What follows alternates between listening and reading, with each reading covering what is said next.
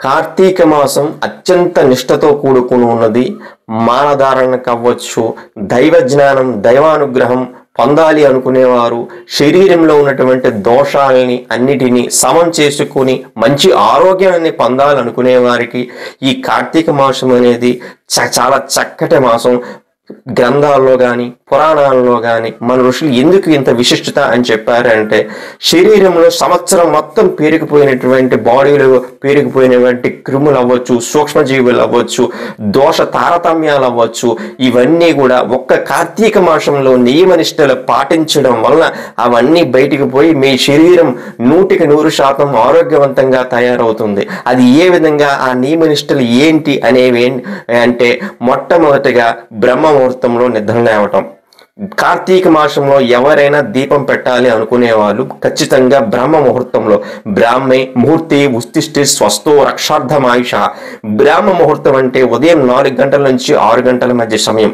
ఈ సమయంలో నిద్ర లేచి తలస్నానం అనేది చల్లని నీళ్ళతో స్నానం చేయాలి. ఈ 4 గంటల నుంచి 6 గంటల మధ్య సమయంలో బ్రహ్మ కిరణాలు అనేది వాతావరణం మొత్తం వ్యాపించి ఉంటాయి.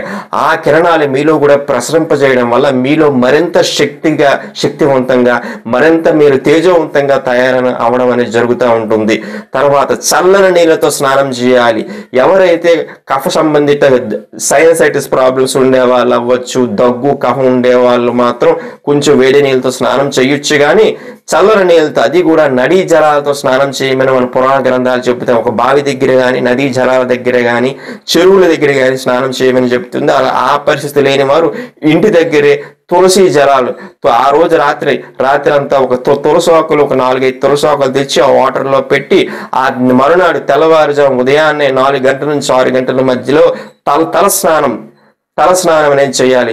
మనకేంటంటే ఆంధ్రప్రదేశ్లో కంఠ పర్యంతం వరకే చేస్తారు. అట్లా కాదు, తల నుంచి కింద వరకు కూడా తలస్నానం అనేది చేయాలి. తలస్నానం చేసిన తరువాత మీరు దీపం అనేది పెట్టుకోవాలి.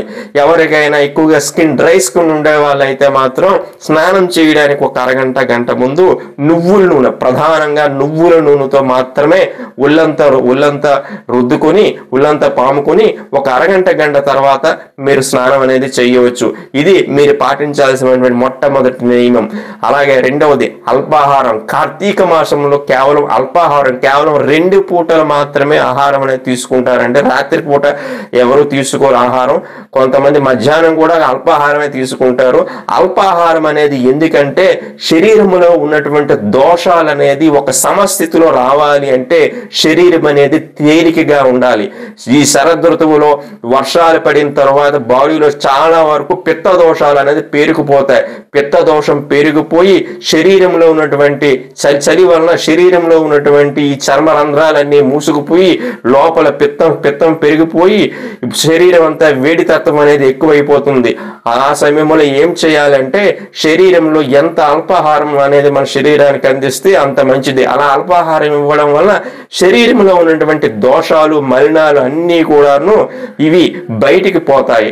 ఏ విధంగా అంటే, మలమూత్ర విసర్జన ద్వారా ఇవన్నీ కూడా బయటికి పోయి శరీరం అంతా ఒక కొత్త కాంతివంతంగా, ఒక కొత్త తేజవంతంగా శరీరం అనేది తయారవుతుంది.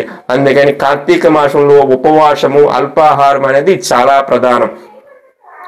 అలాగే మరొక నియమం దీపారాధన ఎప్పుడు కూడాను కార్తీక మాసంలో నువ్వుల నూనెతో మాత్రమే చేయాలి. దీపారాధన ఎక్కడ ఉంటుందో అక్కడ మీకు నెగిటివ్ ఎనర్జీ అనేది రావడం అనేది జరుగుతుంది. ఎప్పుడు కూడా మీకు పాజిటివ్ ఎనర్జీ మాత్రమే ఉంటుంది. అందుకనే దీపారాధన అనేది ఎక్కువ చేస్తారు.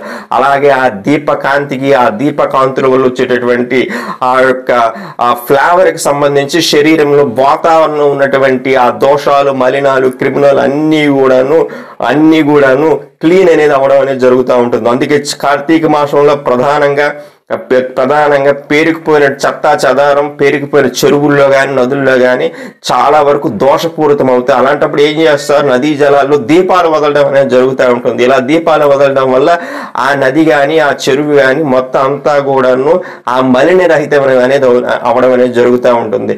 సో ఇలాంటి కఠినమైన నియమనిష్టలు ఎవరైతే పాటిస్తారో వాళ్ళకి ఖచ్చితంగా మన మనశ్శాంతితో పాటు దేహశుద్ధి కూడా అవడం అనేది జరుగుతుంది.